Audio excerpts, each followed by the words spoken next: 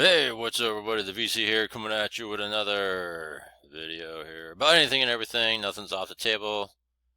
A little bit about life, whether it's about me, about just stuff that you see out there, and bring a common sense to everything. So here we go. All right, as I'm getting ready to take a pre-workout, and I like taking pre-workouts before I run. Actually, I don't know if some people might not like doing that, but I like doing that. I always like to go for a 7 mile run. I don't do it every day though. That's detrimental, to lifting and stuff. And there is a Tough Mudder coming up this weekend, so I'll be doing a Tough Mudder down in San Bernardino.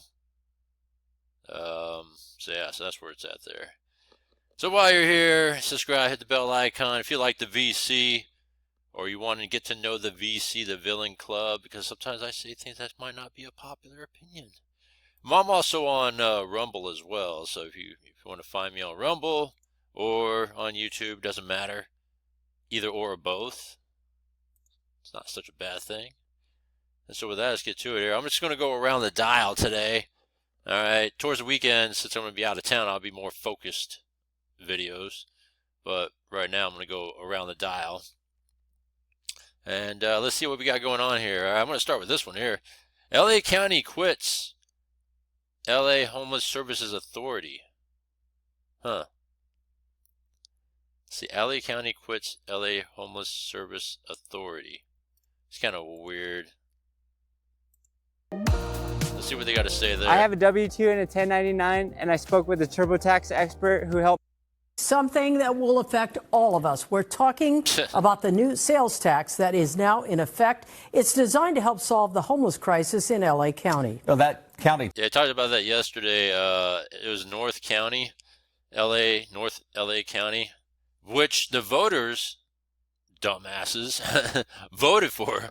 I mean, why would you want to impose a sales tax on yourself to help the homeless when you know that these homeless problems the cities are not solving, or the counties are not solving? And the real fix is that if they're all talking about building homes, that's not the real problem. The real problem is mental health and drug addiction.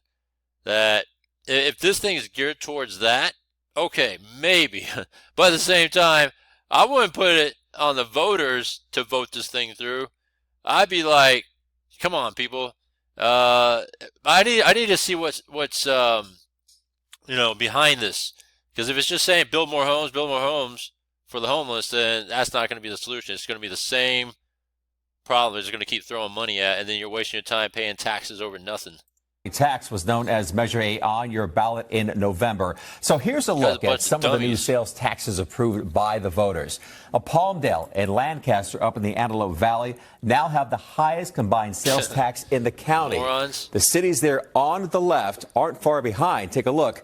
This tax hike is expected to generate about $1 billion a year for homeless services.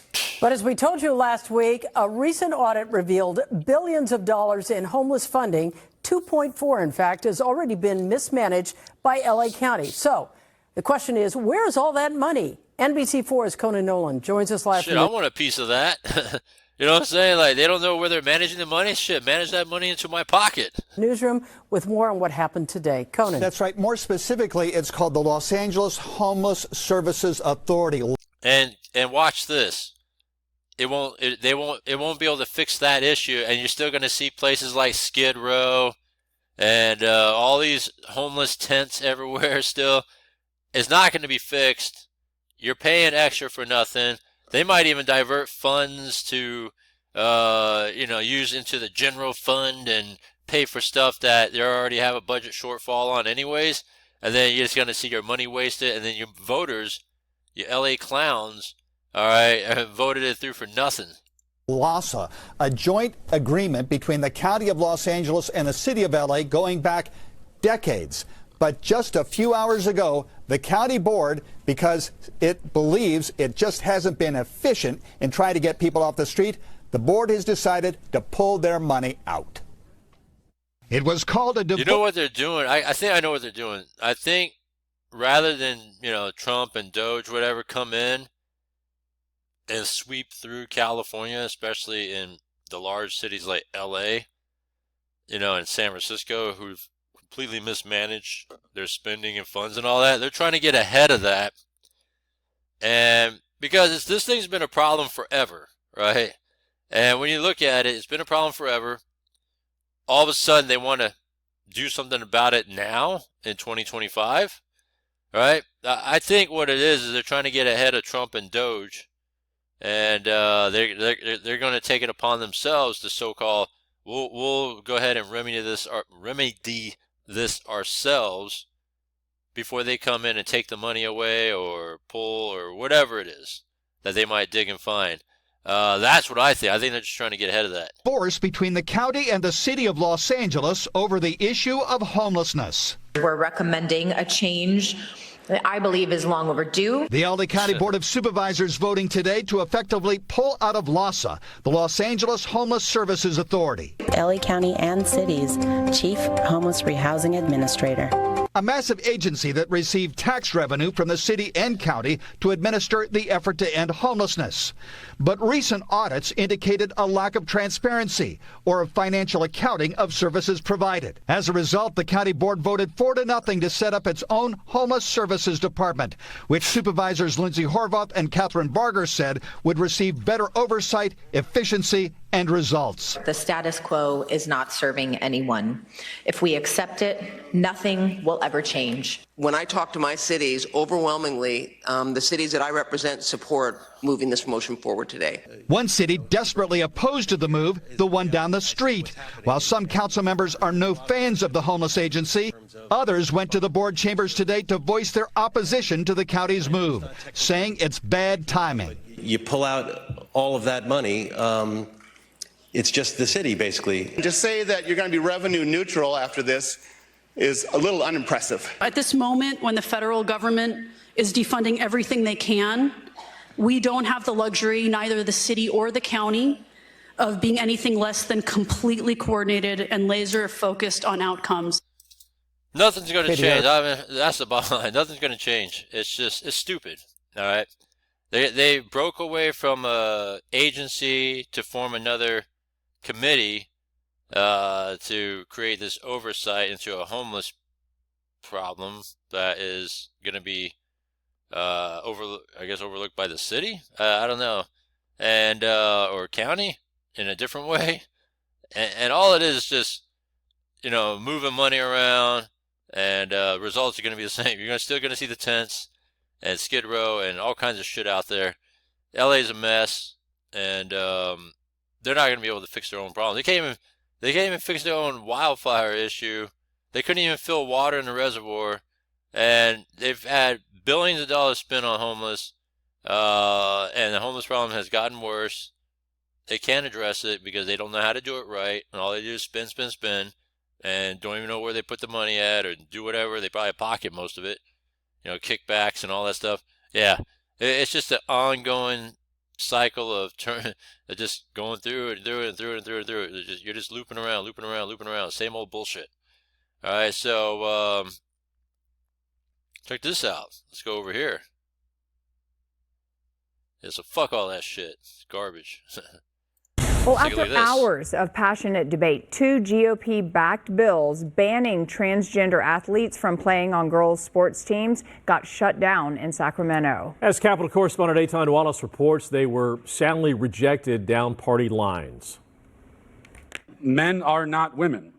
A man who claims he is a woman is still not a woman. Transgender kids that are the most vulnerable kids in our school system, and we have a responsibility to look out for all of those kids. You're listening to just a portion of the passionate debate that took place at this 3-hour hearing on the issue of transgender athletes. Madam Secretary, please call the roll. Inside the state capitol, the Assembly Arts, Entertainment, Sports, and Tourism Committee took up 2 bills seeking to prohibit transgender athletes, specifically those who've transitioned from male to female, from competing in girls' and women's sports. The first bill, AB 89 by Republican Rancho Santa Margarita Assemblymember Kate Sanchez, applies specifically to high school athletes. Yeah, AB 89 is about protecting women, full stop, and that's it.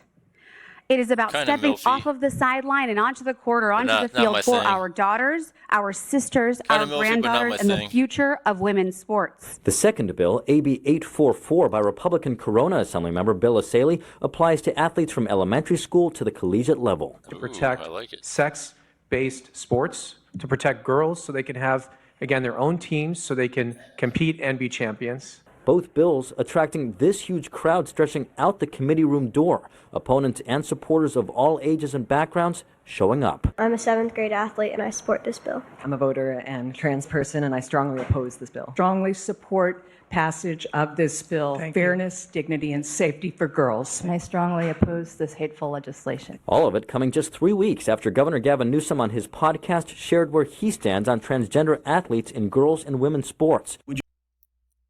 Well, let me finish this. You say no men in female sports. Well, I think it's an issue of fairness. I completely agree with you on that. So if that's what he's saying, right? It is an issue of fairness. So it's deeply unfair. But here, Newsom's... So that's where he should be standing right here, right? And if he's really going to make that an issue, which he's not, he's just saying words. He's all full of hot air, right? He should be standing here saying, you know what? I support fairness in sports. You know how much it's going to sway the voting of here, right? You know how much it's going to sway that just by him standing there saying, I support the fairness in sports and women should have it fair and not have men in sports. The way he said it's just an issue of fairness, right? So he's acknowledging that it's unfair and that transgender women, which are guys, have an advantage. And that's where I stand. All right, so here's my stand on also thing. All right, I'm also about fairness, and women are women. They've always been. I hate to say it, in collegiate, not collegiate, but just in sports, they are at a disadvantage. They're inferior to men. I don't know, that may sound insulting, but it's true, biologically true. We have advantages. We have testosterone. That's what gives us that boost, right, of anything, right? Even if you put testosterone in women, it gives them an advantage over just women that don't have that, right? Because they always say that in biology, women have trace amounts of testosterone, right? It just creates a balance, pH balance and all that. And it's just being human, right? And so when you inject testosterone in women, what happens, right? Look at the bodybuilding women. They get big, right? They're muscular, right? That sort of thing, right? I'm not saying they all do that, but it gives you an advantage to lift bigger, heavier amount of weights, right? That's what testosterone boosting does. And women can do it too. So if you have a man, who's already biologically advantaged with testosterone and just simply being a man with musculature and all that stuff, natural muscle, that's just, you're just more superior than a typical female physically, right? You're going to be able to dominate females like there's no tomorrow, all right? It just gives them a huge advantage. And what to me, I over the years, I've kind of grown to the fact that I think men who become women have a mental problem. They have a mental disorder, mental issues. They have mental issues that are affecting them. And if it's more about winning in sports and all that stuff, because it's been shown that time and time again that in sports they're either average or below average when competing with other men, and then when they transition to be a female, they're dominating all of a sudden, right? So to me, they're just losers, and I think that's what a lot of these transgender athletes are. They're just losers that are not winners, and they want to win, and that's what they are. They're just straight up losers in life. And they got to get their act together. And the only way they want to feel like a winner is to become a woman. Get the fuck out of here with that shit. Fellow Democrats offered a different message. But safeguarding youth sports isn't achieved by demonizing one of the smallest parts of the population. When there are currently... They always shoot that back, too, by the way. Oh, you're trying to target after a small amount of people that are, that's doing this. This is just a gateway to opening it up to a bigger population swing if it goes that way, right? And it's not okay, though, to allow men into women's sports. This is just this Pandora's box they're trying to create. Oh, you're trying to target over a small segment of people that's doing this? That's so wrong. More kids with measles in Texas than there are transgender athletes in the NCAA. You're soft. That's the asshole. epidemic we should all be worried about. Fuck out of here. And finally, I can't emphasize this point enough. I'm not going to support a bill that takes rights away from a protected class of people. This is... You could be a female all you want, but you can't use it to your advantage in things like sports and all that. You're not being demonized for I guess, cross-dressing to become a woman. You just can't use it to an advantage you in sports. Really reminiscent to me of... Or advantage you in other aspects that makes you a winner because you're a loser. What happened in Nazi Germany in the 1930s. Fuck we outta are moving towards we are moving towards autocracy in this country. Fuck Republicans taking issue with that final remark. For standing up for common sense, we were called Nazis. You can't make this stuff up. In the end, though, the bills died. Look at this.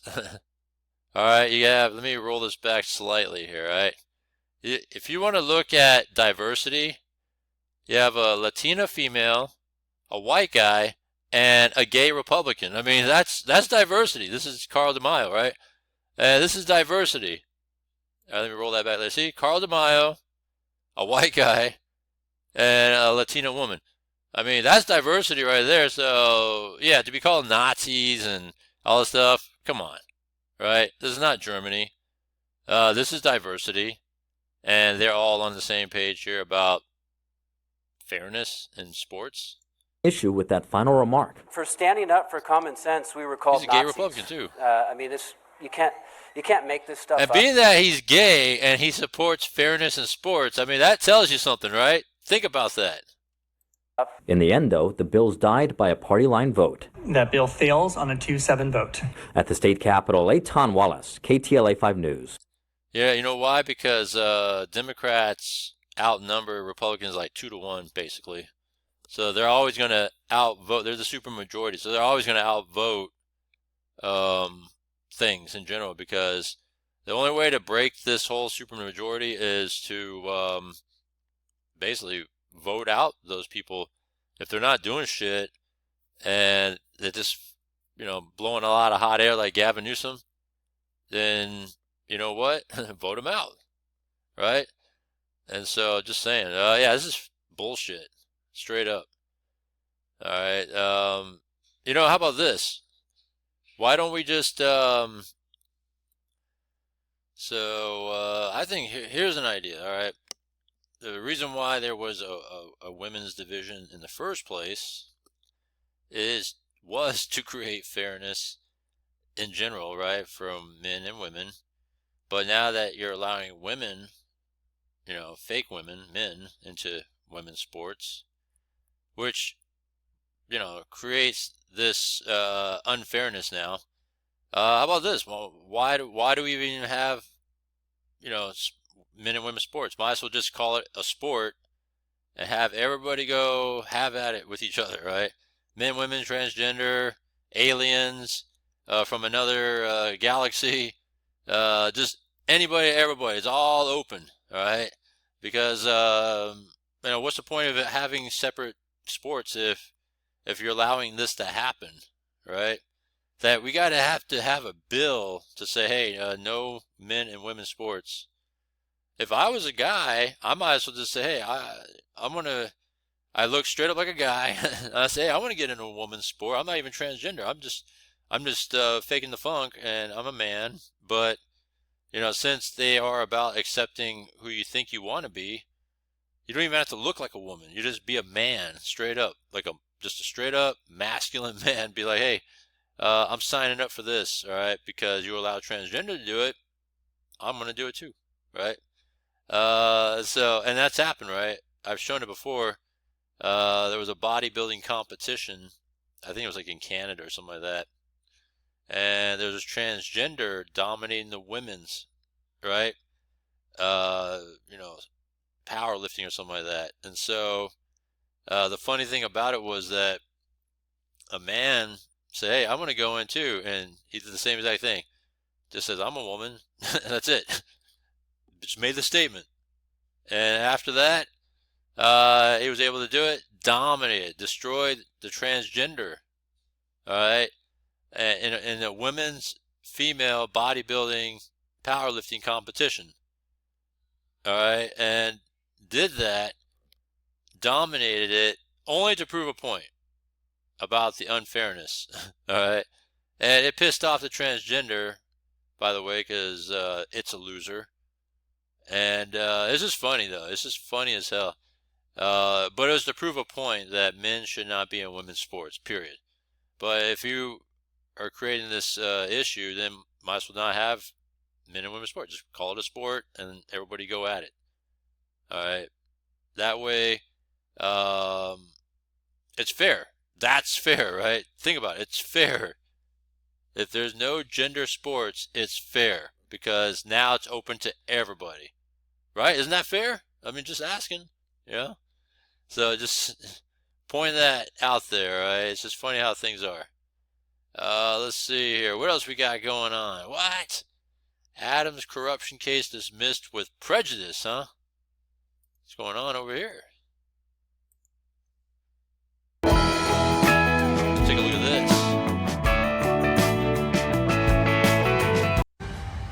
Hi, everyone. I'm Vladimir Duterte. We're going to begin this morning with some breaking news coming into the CBS newsroom. A federal judge has just dismissed the corruption case against New York City Mayor Eric Adams with prejudice. So I want to get right to CBS News legal reporter Katrina Kaufman, who also happens to be an attorney. So Katrina, walk us through this ruling and why is the with prejudice important? Let's find out, right? It's interesting to see with prejudice. Why? That these charges cannot be brought again. And the judge says that he did this for a very specific reason. He said that everything here, quote, smacks of a bargain and dismissal of the indictment in exchange for immigration policy concessions. So, Vlad, what this judge is worried about is that he thinks the government wants to hold leverage over Eric Adams. If he dismissed the case without prejudice, that would mean that these charges could be brought again. So he thinks that this is the fairest way to handle this case. And he's very clear here that this has nothing to do with the merits of the case against Eric Adams, Vlad. It's that he thinks this is the best way to proceed because he also cannot force the Justice Department to continue prosecuting this case. And he thinks it's fairest to the defendant, Eric Adams, because he expresses that it seems quite clear to him that they were trying to create leverage over him. They were saying that he couldn't proceed with federal immigration policy actions while this case was ongoing, but points to an example where Eric Adams was in fact implementing that policy at Rikers Island while the case was happening. So now this case against Eric Adams is dismissed and these charges cannot be brought again. All right, Katrina Kaufman breaking down the breaking news this morning. So basically, they can't go after him with corruption anymore. So they want to go after him with policy, I guess. Then you can. So that's what it's looking like there. Very fascinating. So let me hear it from the Fox side here. We heard it from the at Terramana. We put Democratic, left-leaning CBS side. Let's hear it from the Fox side. Mana into every step of our small batch process. We use news right now, courtesy of the Associated Press, which is just reporting that a federal judge has dismissed the case against New York City Mayor Eric Adams, that corruption case. This news coming down earlier on today. The judge, however, did deny prosecutors the ability to potentially bring the criminal case back after the mayoral election. The judge's order to dismiss the case, quote, with prejudice, spares the mayor from having to govern in a way that pleases President Trump or potentially risks having the Republicans' Justice Department revive the charges. Saying, quote, here, in light of the DOJ's rationales, dismissing the case without prejudice would create the unavoidable perception that the mayor's freedom depends on his ability to carry out the immigration enforcement priorities of the administration, and that he might be more beholden to the demands of the federal government than to the wishes of his own constituents. That, again, is what the judge in this case wrote. Going on, to be clear, the court again emphasizes that it does not express any opinion as to the merits of the case or whether the prosecution of Mayor Adams should move forward. The judge acknowledged that his power in the situation was limited, writing that courts cannot force the Department of Justice to prosecute a defendant, saying that is by design. In our constitutional system of separations of powers, a court's role in a criminal case is to preside over the matter, not to decide whether the defendant should be prosecuted. So, look at the comments. See, corruption is corruption. Permitting it is also corruption, right? On the judge. Wow, corruption is alive and well in NYC. Well, judges are quick to dismiss Democratic politicians, right? I mean, if you look at it that way. I mean, look at how they were going after Trump, left and right. But yet, look how quick they are to drop Eric Adams, you know. Interesting. Precisely why Americans both left and right are fed up. He belongs in prison. Corrupt judge throws out corruption case against corrupt mayor. I mean, it's all true. I mean, even I think in early, they're already running for mayoral elections in New York, or I guess campaigning, not running, but campaigning. And he's already well behind right now. He's not going to get reelected. Doesn't matter if this is dropped or not. He's already behind anyway. He's not trending very well in the polls, early polls. Yeah, I mean, I think there's a lot of things about him that is not likable. I think in the end, I think that's what people were waking up to, is that one, how he handled the immigration crisis and flip-flopping on it. Two, he's corrupt, right? It's not a secret of the things that he did with the lavish trips and, accepting money from different people and countries and all that. I mean, it's all out there. It's all public knowledge. You can find it. And so, then when the DOJ and Biden went after him, it was to send a message, hey, if you go against what we are about, we're going to come after you. And that's why Biden sent the hounds, sent the dogs to send a message to anybody that goes against the administration, Biden at the time. We're going to come after you, right? Shang Tao, look at her in Oakland, same thing. She's kind of a different case, but corrupt as well, right? I mean, you go up and down. I mean, every one of these Democrat-run cities that are terribly mismanaged are all corrupt in some sort of way, right? That's why there's mismanagement of funds. I mean, think about that. How many years of mismanagement of funds, but yet all these Democrat politicians are making so much money, I mean, in the tunes of millions of dollars, but yet they're on a salary commensurate of just what an average American are making, maybe more because they're politicians and they're running a city or a county or state. But yeah, how are they making millions of dollars? You know what I'm saying? So it's all corrupt money. It's all just our money, and they're siphoning it in some sort of way that we're just not knowing yet of what it is. So yeah, and being that now Trump's in office, he said, hey, you could go along with the federal policies and start cleaning up New York, or this, corruption case is going to hang over you, and whatever happens, happens. But yet the judge wants to step in and say, we're just going to drop this. That way none of this stuff is going to be looming over you, and you could do what you need to do or do what you want to do. I still think that in the end, he's still going to favorably work with Trump just because you know, it's the right thing to do, and I think he knows it's the right thing to do, coming from a law enforcement background and dealing with these issues of illegals. That was the biggest issue with him, is dealing with the illegals. I mean, he was one of the face men of dealing with the migrant crisis in New York. You know, during the time when it was happening, spoke against it, worked with Trump on it because of this corruption thing looming over him. Will this corruption case have him reverse course and be like, okay, we support illegals again? No, I don't think so. I still think he's going to work with Trump, just because it's the right thing to do. I would be surprised if he all of a sudden he just flips the script, because, hey, I got no corruption over me now. I'm going to do what I want to do again. Yeah, we'll see what happens there. But yeah, either way, he's not going to get voted back in. So he's done. All right. Fascinating stuff. Fascinating stuff. And is this not surprising? Migrant arrests at the border hit a jaw-dropping 50-year low. I mean, is that not a surprise? I mean, it's crazy how all you got to do is just enforce laws, right? Existing laws, beef up security, and then, wow, what a difference a day makes, right? So that's what we got there. And we'll leave it at that. All right. Wow, bury a comic book store staff tracked down suspect in a string of burglaries. All right, whatever.